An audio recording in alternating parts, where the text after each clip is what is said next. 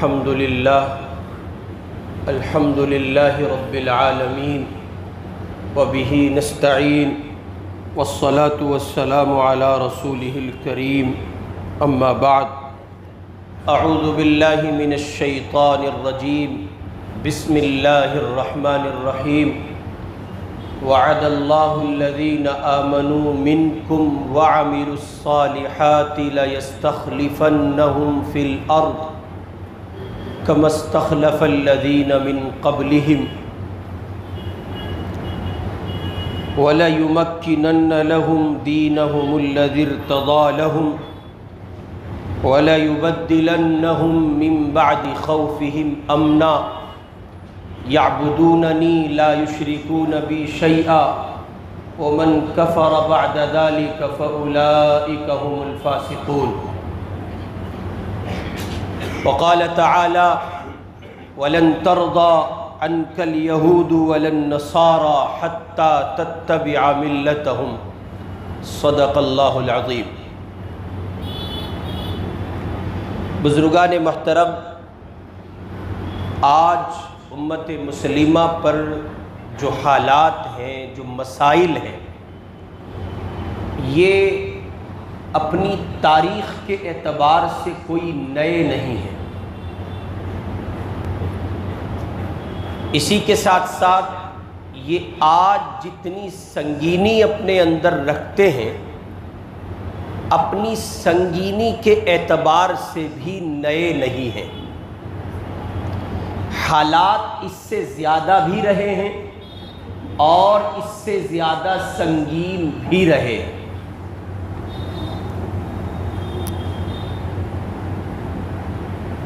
Indonesia سے لے کے مراکش تک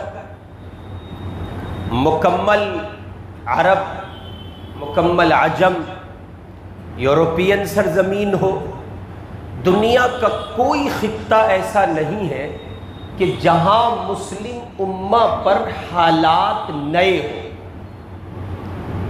یہ بات ذہن نشین فرما لیں کہ حالات نئے نہیں ہیں، لیکن اور یہ میں نے عرض کیا کہ حالات اتنے سنگین بھی نہیں ہیں. اس سے زیادہ سنگینی حالات میں پہلے رہی ہے.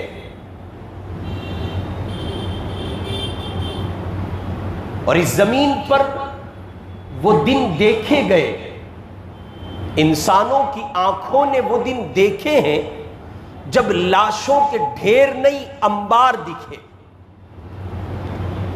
اور کسی ایک خطے میں، علاقے میں، شہر میں، قصبے میں، گاؤں میں، محلے میں دو چار موتیں ہو گئی ہوں ایسا نہیں ہے، بلکہ راستے قتل گاہ بن گئے. گلیاں لاشوں سے بھری پڑی تھیں. ایسا بھی نیا نہیں ہے کہ اس وقت امت مسلمہ جن حالات میں ہے بچوں کا قتل نیا ہو. ایسا بھی نہیں ہے کہ خواتین کا قتل نیا ہو. ایسا بھی نہیں ہے کہ بوڑھوں پر مظالم نئے ہو. ایسا بھی نہیں ہے کہ ہاسپٹلوں میں اور مدرسوں میں، کالجز میں، یونیورسٹیز میں، اسکولوں میں بمباری کوئی نئی ہو. یہ کوئی نئی بات نہیں ہے. یہ مسلم امہ کی تاریخ میں اتنی مرتبہ کے حادثات ہیں کہ اگر آپ ان حادثات کو شمار کرنا چاہیں تو آپ شمار کرتے کرتے تھک جائیں گے. اس زمین پر چنگیز خان کو دنیا نے دیکھا، اس زمین پر ہلاکو کو دنیا نے دیکھا، اس زمین پر تاتاریوں کو دنیا نے دیکھا، اس زمین پر انگریزی سامراج کو دنیا نے دیکھا ہے.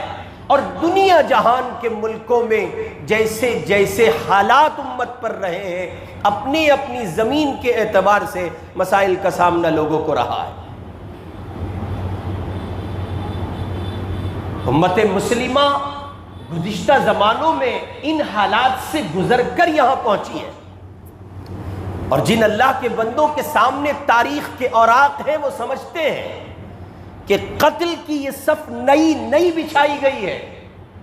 قتل کا یہ میدان نیا نہیں ہے.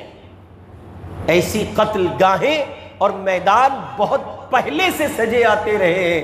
اور مسلمان بحیثیت مسلمان اپنی سی کوششیں قربانیاں پیش کرتا رہا ہے۔ غزہ کی سرزمین پر جو کچھ ہو رہا ہے وہ بھی نیا نہیں ہے۔ آج 40,000 فلسطینی اگر شہید ہو گیا تو میری آپ کی معلومات میں ہے، اس لیے مجھے اور آپ کو وہ زیادہ لگ رہا ہے۔ آج سے پہلے سوشل ایکٹیویٹیز اتنی زیادہ تیزی کے ساتھ نہیں پھیلی تھیں، آج سے پہلے سوشل نیٹ ورک کا وجود اتنا زیادہ سرگرم نہیں تھا، تو نتیجے میں چیزیں پہنچنا ذرا مشکل ہوتا تھا۔ لیکن جہاں تک تعلق ہے فلسطین میں، غزہ میں اور اس کے نواحی علاقوں میں تباہی کا، بمباری کا، اسرائیل کے مظالم کا، اس کی زیادتیوں کا اور اللہ کے ان مظلوم بندوں پر زمین کو تنگ کرنے کا، تو یہ سلسلہ بھی کوئی نیا نہیں ہے۔ ہندوستان کی سرزمین پر مسلمانوں کے لیے باوجود زمین اپنی وسعت کے تنگ کی گئی، یہ سلسلہ بھی کوئی نیا نہیں ہے۔ ایسا نہیں ہے کہ آج اگر موجودہ حکومت اقتدار میں بیٹھے ہوئے لوگ کوئی بل لے کر آ رہے ہیں اور وہ اس کو پاس کر رہے ہیں اور وہ مسلمانوں کے مخالفت میں جا رہا ہے، ان کے آئینی حقوق پر ڈاکہ زنی ہو رہی ہے، تو یہ بھی کوئی نیا نہیں ہے۔ اس سے پہلے کی جو حکومتیں رہی ہیں وہ بھی یہی سب کرتی رہی ہیں۔ مدارس کے خلاف بل لائے گئے، اور بہت پہلے ایک بل لایا گیا تھا کالے بل کے نام سے، اس میں مشترکہ جد و جہد کی گئی اور اکابر علماء اٹھ کر کے تقابل میں آئے، حکومت کے بات کی، آنکھوں میں آنکھیں ڈال کر بات کی گئی، بالآخر یہ کہ حکومت نے اس بل کو واپس لیا۔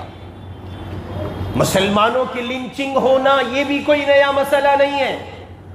آج اکے دکے مسلمان کو کہیں پکڑ کر مار دیا جاتا ہے، اور ابھی بالکل لیٹسٹ آج ہی میں نے ایک ویڈیو دیکھی ہے، مجھے حیرت ہے، وہ کس صوبے کی ہے مجھے نہیں معلوم۔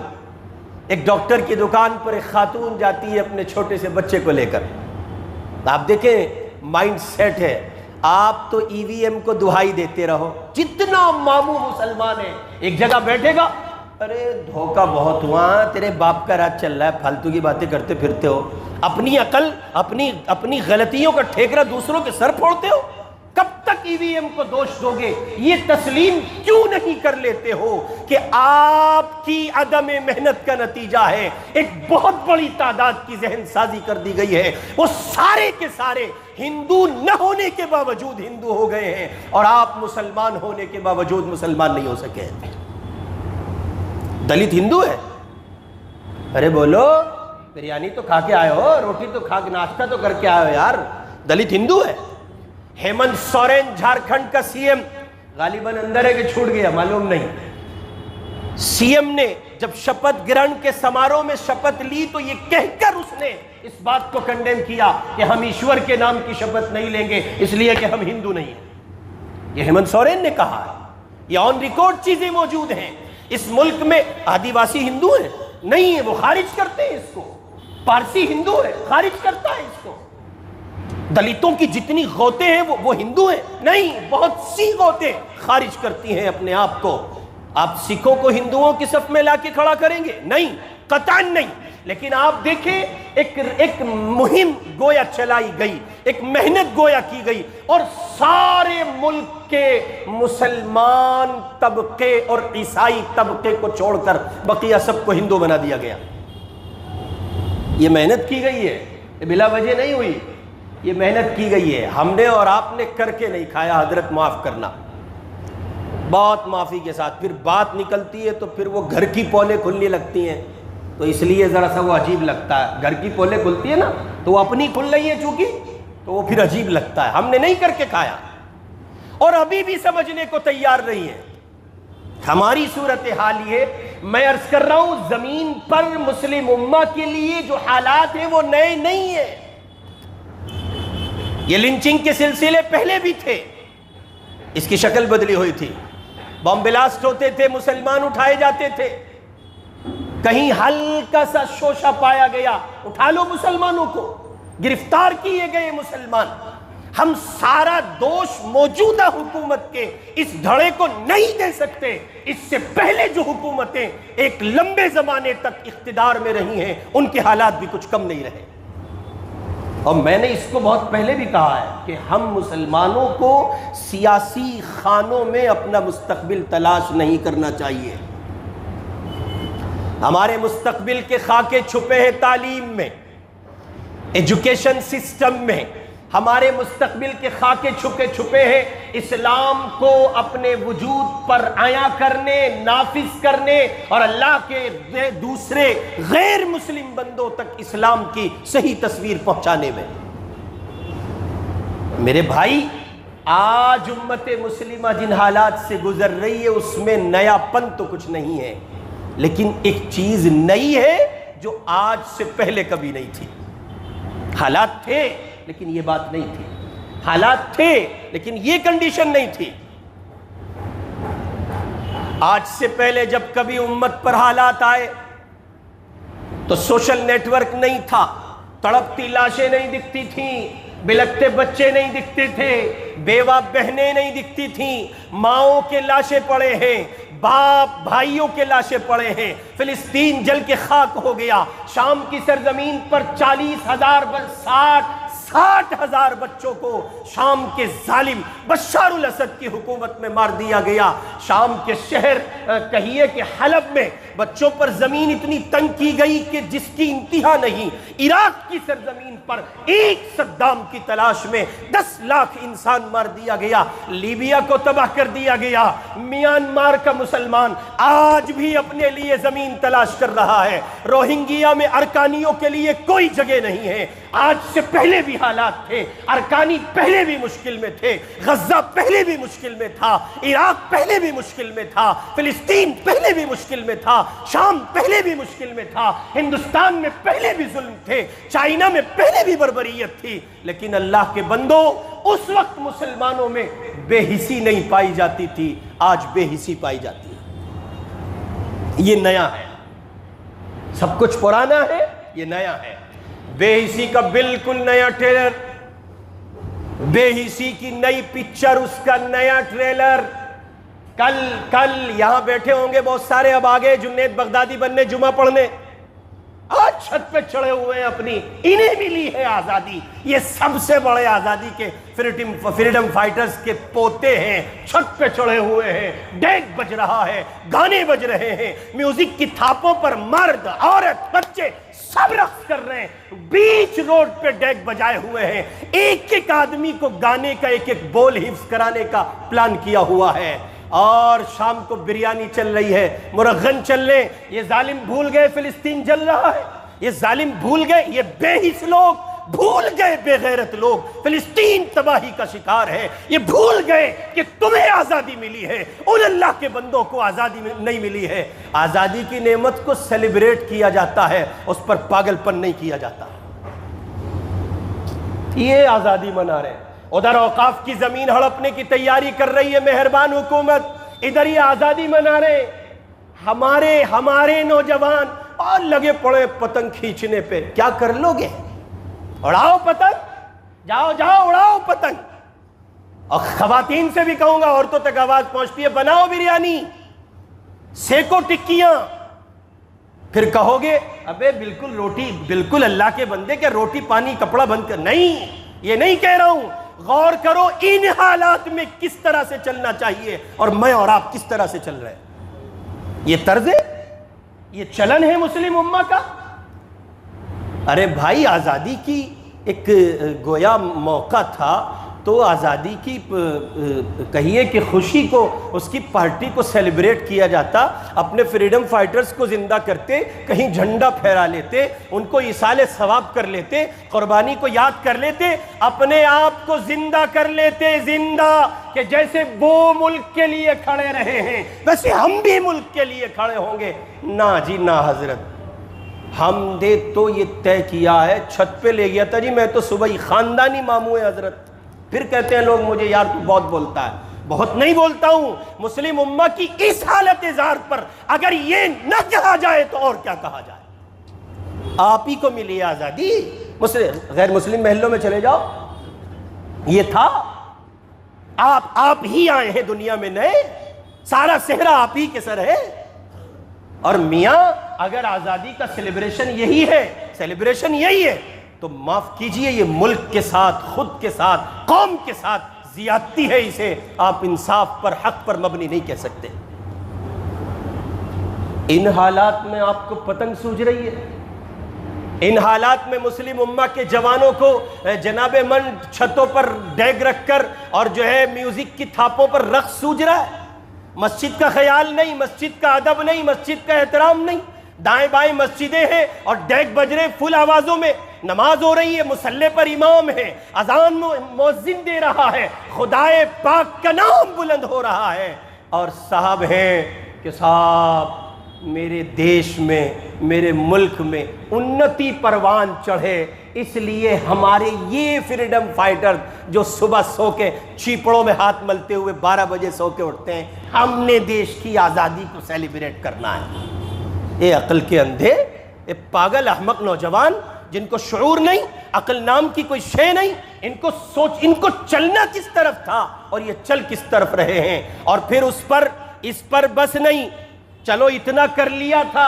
لاؤبالی پن میں ہو گیا، اتنا کر لیا تھا، جنون میں ہو گیا، اب فیس بک پر پوسٹ کی جا رہی ہے میں پپو اور میرے ساتھ یہ پپی، ہم دونوں نے آزادی کے اس 72ویں پارٹی سیلیبریشن کو سیلیبریٹ کیا ہے۔ پھر انسٹا پر پوسٹیں کی جا رہی ہیں، پھر ریلیں بنائیں۔ آپ کیوں نہیں سمجھتے ہیں؟ میں کئی مرتبہ یہ بات کہہ چکا ہوں، اللہ کے بندو ان کے غم میں کم از کم اتنی شرکت کرو کہ تمہارے کسی عمل سے یہ ظاہر نہ ہو کہ تم ان کے غم میں شریک نہیں ہو۔ کھایا بھی جاتا ہے، پیا بھی جاتا ہے، سویا جاگا، اور جناب من خوشیاں غم سارے کام عمل میں لائے جاتے ہیں، لیکن بے حس نہیں بنا جاتا۔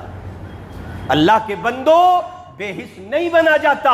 ملک کی آزادی کے لیے اگر کچھ کرنا چاہتے ہو، آزادی کا جشن منانے کا اتنا ہی شوق ہے تو سنو، ملک آپ کو آواز دے رہا ہے، اٹھیے اور ملک کی آزادی کا جشن منائیے۔ ہندو مسلم کے درمیان تفریق مٹا دیجئے، دلتوں کو مسلمان کے قریب لے آئیے، سکھوں کو مسلمان کے قریب لے آئیے، اسلام کی صحیح تصویر پیش کر دیجئے، ملک میں پھیلے ہوئی نفرت کے مٹانے میں کچھ کام کر جائیے۔ اللہ کے بندو اگر کچھ کرنا چاہتے ہو ملک کے لیے تو ملک کے فریڈم فائٹرز کو زندہ کیجئے، رکھیے اور ان کا تعارف کرائیے کہ یہ لوگ ہیں جنہوں نے ملک کو مل بانٹ کر مل جل کر ملک کو جنہوں نے ایک پلڑے میں، ایک پیمانے پر رکھ کر آج یہاں تک پہنچایا ہے۔ یہ کرنے کے کام ہیں، یہ کیجئے۔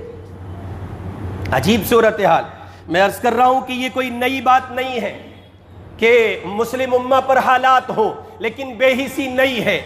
ایسی نیند جس میں آدمی جاگا ہوا سو رہا ہے، یہ نیا پن ہے۔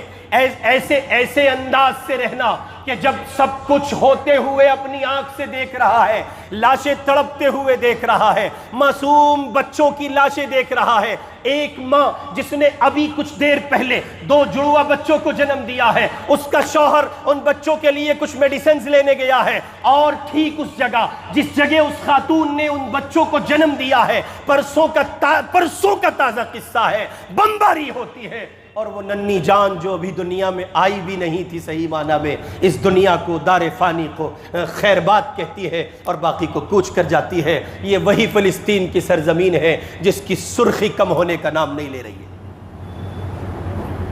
اس لیے میرے بھائی، یہ مسئلہ پرانا ہے حالات کا، لیکن بے حسی کا مسئلہ بالکل نیا ہے۔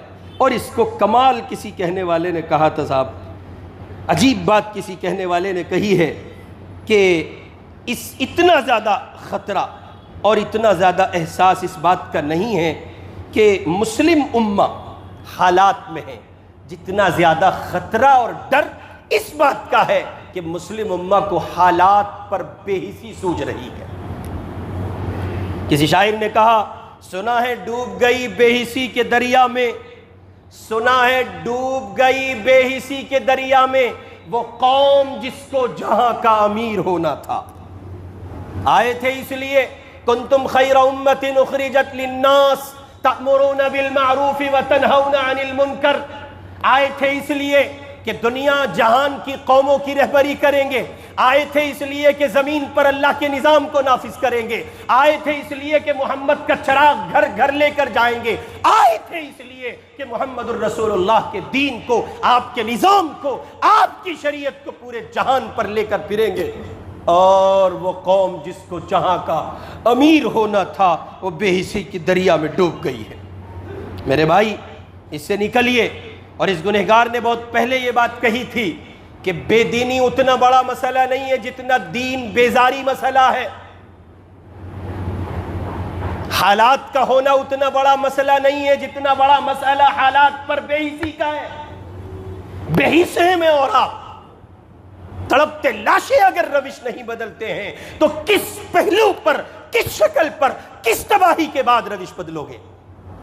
اگر میری آپ کی زندگی وہ جسم کے ٹکڑے ٹکڑے جنازے پڑے ہوئے اور وہ اپنی بے بسی کی فریاد سناتی ہوئی لاشیں اگر میری آپ کی زندگی کا ٹریک نہیں بدلتی ہیں تو پھر کہاں، کب، کیسے، کون سی صبح کا یا کس کالی رات کا میں اور آپ انتظار کرتے ہیں کہ جس کے آنے پر میں اور آپ حالات سے اب آگاہی حاصل کرتے ہوئے اپنے لیے کسی راہ کا انتخاب کریں گے؟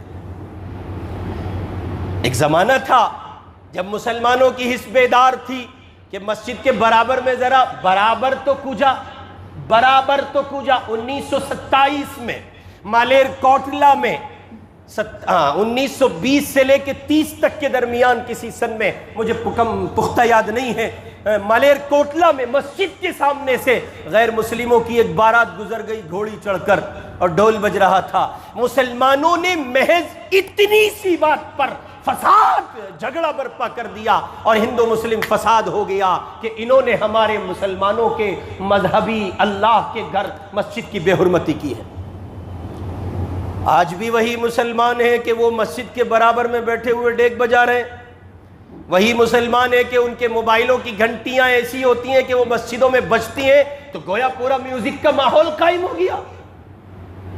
یہی مسلمان ہے جس کی غیرت کا عالم یہ تھا کہ اگر ایک اللہ کا کوئی مسلمان بندہ زمین کے کسی ٹکڑے پہ کسی مشکل میں ہے تو اس مسلمان کی نیند چلے جانا یہ عام سی اور یقینی سی بات تھی، لیکن آج ساری دنیا میں مسلمان تباہی کا شکار ہے۔ دوسرے خطے کا مسلمان الجھن نہیں پالتا، مشکل نہیں بناتا، ٹینشن نہیں لیتا، وہ سوچتا ہے میرے ساتھ نہیں ہے جس کے ساتھ ہے۔